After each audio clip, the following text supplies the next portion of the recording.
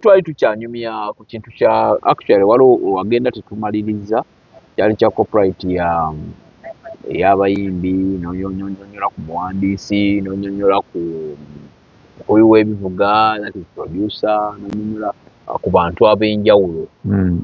However waliwo ekintu kye nalabye nga nakyo twagala okukimanya before nga tetunnabagenda walala nnyo.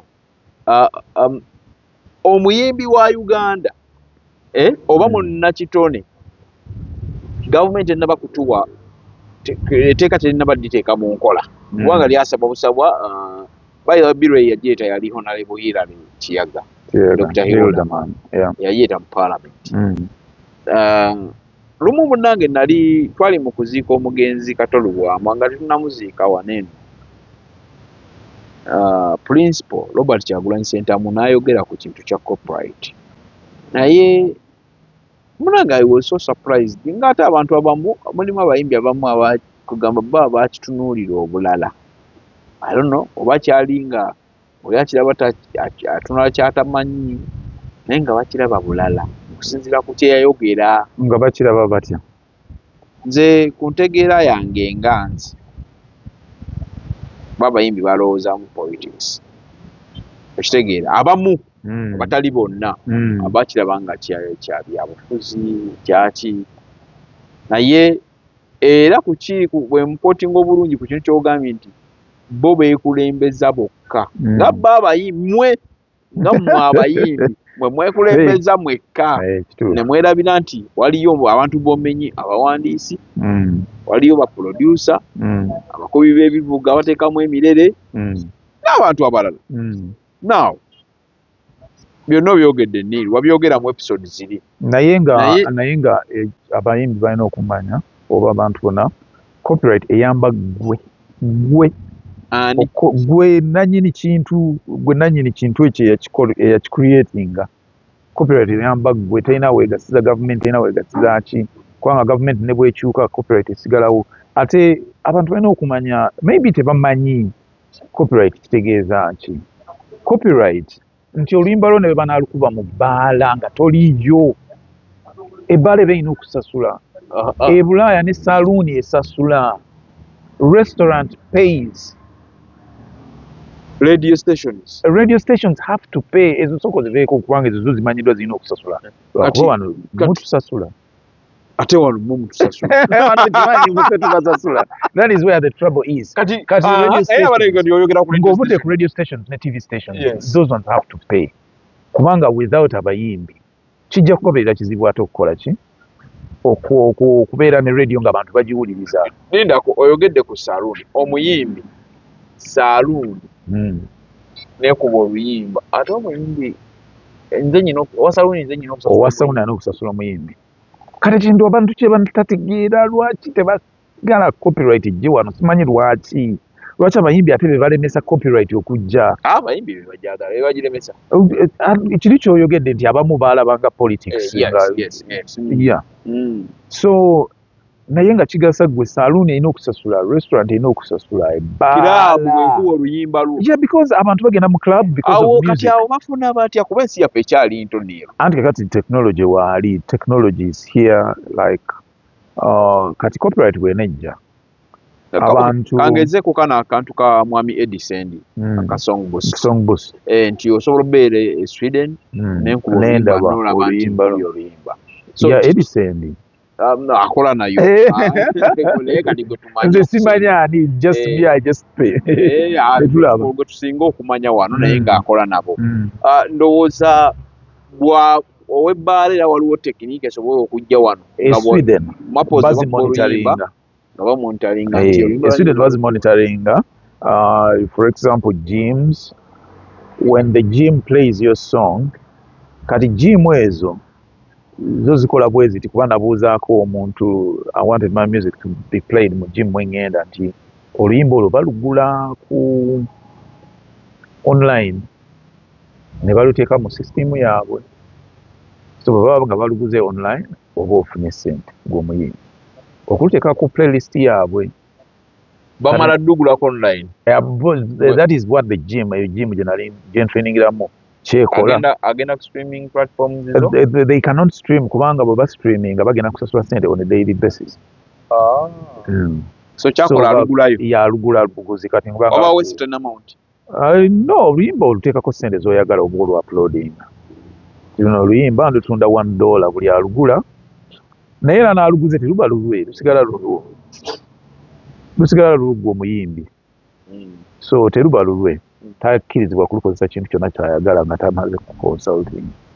Neru bwe tuba tukomyewo wano eno omuyimbi munnayuganda oba omuyimbi ali mu Uganda wano generally ndowooza ne mu Africa waliwo ensi ezimu era ezitali mu corporate nyingi nnyo mu Africa naye ne Bulaya Bulaya nedda buli omu alina copyright everyone buli nsi erina kati wetubudaako ku nsi z'abaddugavu twogere ku kyaffe eky'Abannayuganda kiki olowooza ekyandikoleddwa omuyimbi okufuna noono n'afuna omuwandiisi no producer n'afuna Wemirere n'afuna nga buli muntu akontributinze ku that project ng'asobola okubaako n'akatono kaafuna yes tebamanyi naye kiki ekirina okukolebwa okubeera nga bamanyi bategeezebwa nti kati kubanga ebikusinze ku bintu byewayogeramu episode ezaggwa it's like abantu singa bagagga nnyo kubanga muntu omwana akola ennyimba 20 ennyimba zonna nga hit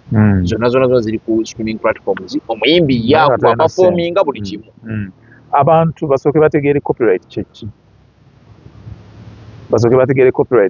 era ebibiina byammwe bino bikoze bulungi kusomesa kinsonga eyo sikiwulirangako banange mbeera nnyo ku programs zibeerako ku radio nentekinga time nezibeerako kubanga ennaku zino ebintu ebisinga byonna radio zonna zi streaminga online ebintu kati nga programs zino zonna zibeerako n'owulira abantu ab'enjawulo nga boogera naye nga tannyonnyola exactly copyright kyeki era abantu balina kufuniramu wa basooke bategeere ani againinga mu copyright eyo kubanga nze mmanyi nti bwe tunaagamba abaana bano abawandiika nti naawe olina okufuna wampa ebigambo byo olina okufuna ne tugamba producer olina okukola ki okufuna ne tugamba omukubi w'omuleere azze n'alukuba mu luyimba lwange olina okufuna tugenda kuwera bangi tupushinga ekintu kino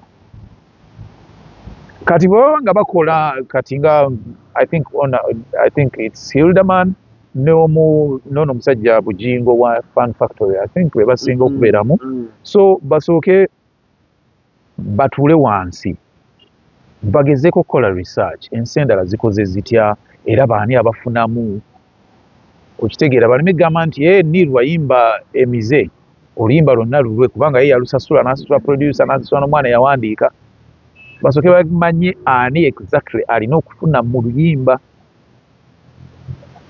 so ezo zonna clause baziteekemu wabula bateekemu n'eryegamba nti omwana bw'ava azze kubanga waliwo omwana yampandiikira oluyimba ne mugamba copyright naga nze mpa ssente zange bweziti oluyimba lufuuke lulwo 100%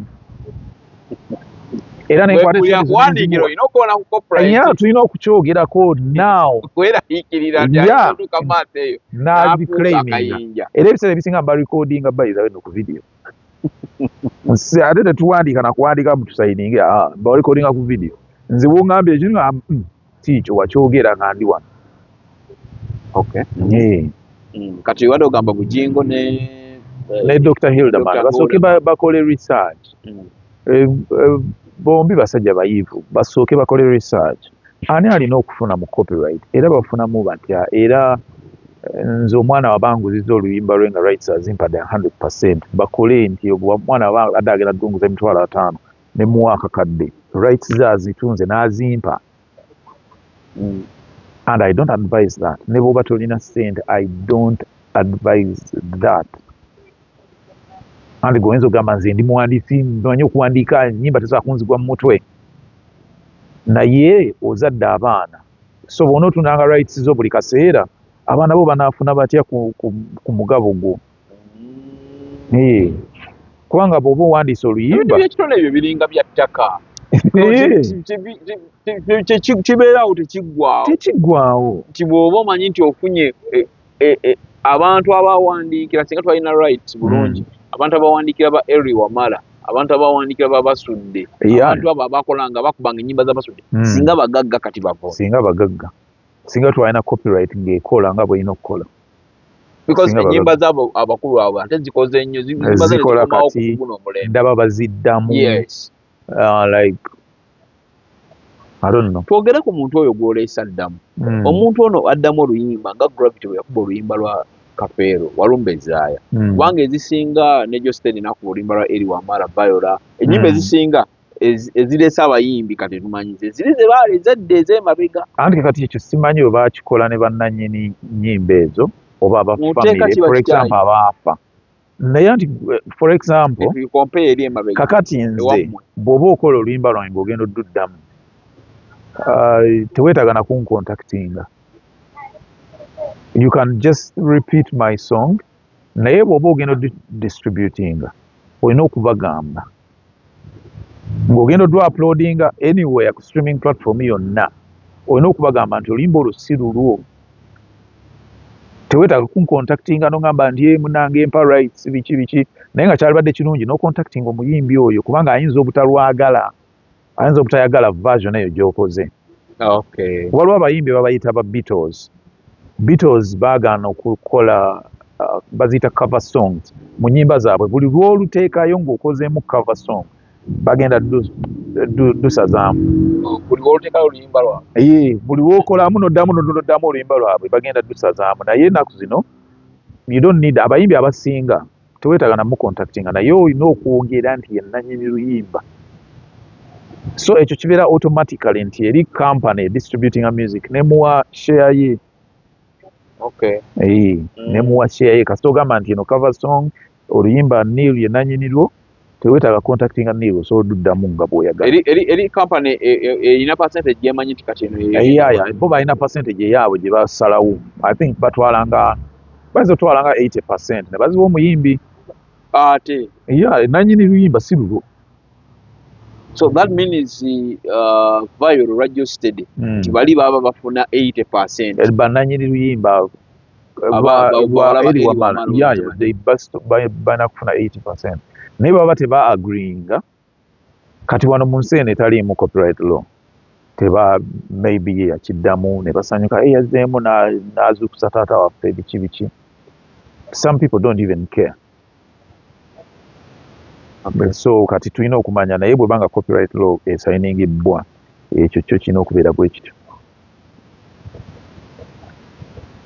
Big Brother Uganda ndi wa mukisa kubanga otwegaseeko gwe muganda wange atambula nange webali nnyo webalidde ddala ndi ne Neil endowooza teyababuuzizaako twatandise butandisi kapaalo naye nga teweerabira banaffe aba Ham Connect Uganda Limited basangibwa wali wa Bakuli ku FB Tower building bali ku ground floor banaffe aba Century Property Real Estates abayina poloti amataka ge batunda bali ku buli luguudo balina poloti okuva ku mitwalo 8 okudda waggulu bakoze boda estate naye nga jjukira emukono ekayunga essemuto ekalaji tempozi ne ku Masaka Road wali empigi balinayo ze estates ez'enjawulo ne ku Ntebe Road balina amataka ag'ebyafa gwomunanga yagala ettaka lya kyapa Ntebe Road wegali balandika ku $3.5 balumbe abasangibwa Kyaliwajjala Namugongo era osobola okubafuna oba osobola okugenda mu box awo basobola okuwa ennamba y'essimu banaffe aba Century so nga ate teweerabira banaffe ava olusimu erabiddewo naate aba Digida Babies Villa basangibwa Kitebi bw'oba nga okulina naawe omuzikiti Digida Babies Villa batuusa eby'abaana gwe munange azaala ayagala okuzaala agenda ozaala buli kyakuzanyisa n'ekyokwambala eky'omwana ba newborn mwenna mugende ku Digida Babies Villa balina ne branch eri mu kibuga wakati bakubira enamba y'essimu basobola okukufuna enamba y'essimu ku eri awo ku Digida Babies Villa osobola okubakwasaganya ebintu gwe eyeetaaze buli kalonda w'abaana oli mukyala naawe eyeeteekerateekera okuzaala nga weetaaga obugoye bw'abaana abato okuviira ddala ku bawere engato eby'omu kisenge by'abaana ebitanda by'abato obusuuka eby'okuzanyisa by'abaana ebiwangaazi ate ebigumu ddala na buli kalonda yenna ow'abaana kankwanjulire Digida Babies Villa nga bano basangibwa Ekitebi okuliraana omuzikiti nga waakava ku katale k'obummonde ng'odda ku Star abatuusa bino byonna okuva mu mawanga agasinga okukola ebintu ebyo ate ku bbeeyi ensaamusaamu gw'omuzadde tulina kubonaabona jangu ofune buli kalonda w'abaana ate jjukira nti tukola ne delivery awo wennyini w'oli tukubire bukubizi ku noti 7729 331 nayi noti 7598 beba Digida Babies Villa ku lw'essanyu ly'omwana wo. Nebiba ng'ate bitambula bulungi nnyo. Kozren Furniture bali wali Kiwatule Road. Ova ku bitaala ebiri mu Ntinda wakati ne Kiwatule Road ng'okkirira abakozi ba furniture, office furniture ne home furniture era nga babituusa bwe oyagala mu bungi bagamba nti oyagala kyenkanawa ate bakola delivery bw'obanga oli Ggulu bw'obanga oli Masaka bw'obanga oli mu Kampala wano gwe bagaye bugambi tuli ku kizimbe bwe kiti twagala furniture entebe bwe ziti oba table twagala bwe ziti bagamba nti bajja kukutuusa ku Kozren Furniture essimu yaabwe nayo weri awo Neil copyright mugazi by the way bw'obanga Neil watanaddayo ndowooza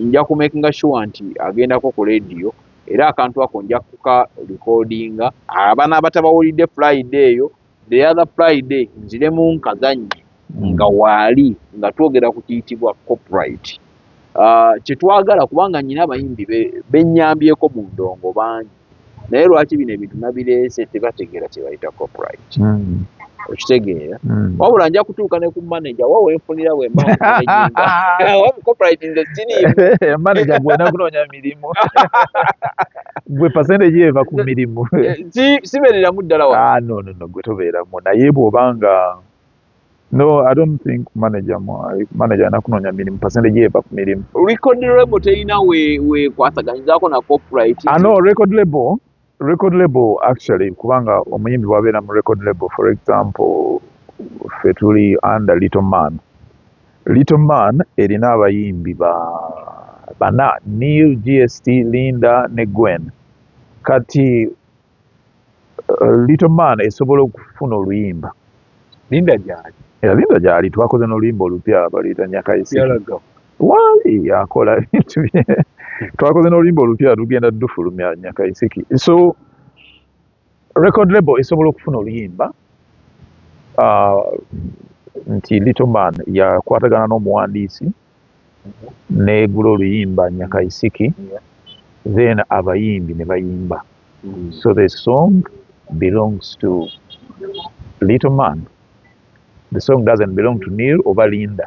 Oluyimba lwa kubanga boba record label yaliise oluyimba tiluno mu luyimbi naffe ne tuluyimba so ffe tetulinda bulinzi performance tusasulwe mulinda performance tuba tulinda performance tusasulwe byonna kyonna kikiri kibeera kya muyimbi simanyi kubegani kiba kya muyimbi kati eno record label yesobola okugamba negamba nti you know what oluyimba luno Linda yaluyimba ne Neil kati this time tuluddemu naye ku luno GST alina oluyimba ne Gwen so abayimbi temusalawo kubanga teruba lwammwe luba lwa record label ate mwe muli mu record label record label yebeevunanyizibwa kuola oluyimba kasente ako yebeekafuna ffe tulinda bulinzi performance nti batugaye mugende mu performing wano kino lwaki record labels ezimu nti zisobola owuninga ennyimba zonna nti omuyimbi bw'avaayo basigala balina music siwe takkirizibwa na kuziyimba naye baba bakkiriziganyiza asobola okuluyimba waliwo omuwala yakinyumizaako bali bamuyita Frona oba Frona omuwulirako Florona yalina bagita CRK Planet. It was a big record label. Online TV, online radio, nga talem center. Naye bwe bafunamu some misunderstandings, Florona yagendanga Florona. Wabula baasigaza erinnya lye baagazeetinga Florona omuyimbi. Era buli kimu bwekiri record label awo weefuniramu nti ye esobola okusayininga Niru nesayininga Guest nesayininga Linda like Gwen ne bamanyi nti kati buli nyimba lwe muyimba lwonna lwa Little Man yavunaanyizibwa. Naye bw'abanga Linda awandiise oluyimba lwe, Linda yawandiika oluyimba baluyita Nkuuma, olwo luyimba newankubadde luli under Little Man naye olwo luyimba ate lwa Linda kubanga teyasayininga rights zirwa Little Man. Little Man yamuyambako okulufulumya, so Linda bw'ava mu Little Man olwo luyimba asigala akyasobola odu performinga naye era ne Little Man esobola odu performinga because yalufulumya ali under Little Man. Ne Little Man esobola odu performinga naye tasobola kugaanibwa kukozesa luyimba lwe kubanga she wrote the song, luyimba lwe ate teyasayininga rights zigamba nti oluyimba lwa Little Man. Wabaawo enzikiriziganya wakati awo wabaawo enzikiriziganya bw'owandiika oluyimba lwo ng'oli mu record label olina okumanya nti newankubadde record label egenda kudistributinga bye biri bye nkugamba yinotegera copyright. This song is yours, oli under Little Man naye gamba Little Man I have to own this song. Omwana ayina atandika okuyimba obanga agamba nti kati nyingidde record label kitegeeza alina okusooka okumanya kye bayita copyright. Alina okumanya copyright okusobola okufuna ne waba akubye oluyimba lumu. So mutuuka ku nzikiriziganya this record label owns 50%, now owning 50%. Tukwaniriza ku Mugisha Nandi Tours and Travel. Oyagala kusoma, kulambulako oba kutambula na mwagalwawo. Tukukolera ku students visa mu nsinga Canada, America, German, Netherlands n'endala nyingi. Ate gwe visa yalema, Mugisha Nandi Tours and Travel ky'ekyokuddamu kyo. Tulina obumanyirivu mu by'okukola ku visa n'osobola okutambula. Tukuwa n'amagezi nga wandyagadde okukolera e Bulaaya. Mugisha Nandi Tours and Travel ekuyamba okkulungamya okufuna obutuuze, tulambuza saako n'okufunira ebifo eby'omulembe aw'okusula n'okukyakalira mu Uganda. Tusange ku Kalungu Building okuliraana City Square, Kampala Road, Level 4, Room 1. Okumanya ebisingawo tukubireko. Weewala abafere leka nkwanjuli Ham Connect UG ye kampani egenda okufunira omulimu ebweru w'eggwanga. Tulina emirimu egy'abawala n'abalenzi mu mawanga nga Iraq, Saudi Arabia, Iran, Bahrain, Qatar n'amawanga amalala mangi. Wano ku Ham Connect UG tutunda n'okugula emmotoka ssaako ne airport taxi. Gwe omwana ow'obuwala olina passport oba tolina, jangu ku ofiisi zaffe. Ham Connect UG emirimu gy'abalenzi nagyo tugirina nga ba security guards, ba cleaner, ba housekeeper. Gwe ayagala okumanya ebisingawo tusange ku FB Tower Building ewa Bakuli room number C03 oba tukubire ku namba z'essimu zino noti 75573936 ne noti 7551559193. Ffe aba Ham Connect UG tutuukiriza ekirooto kyo.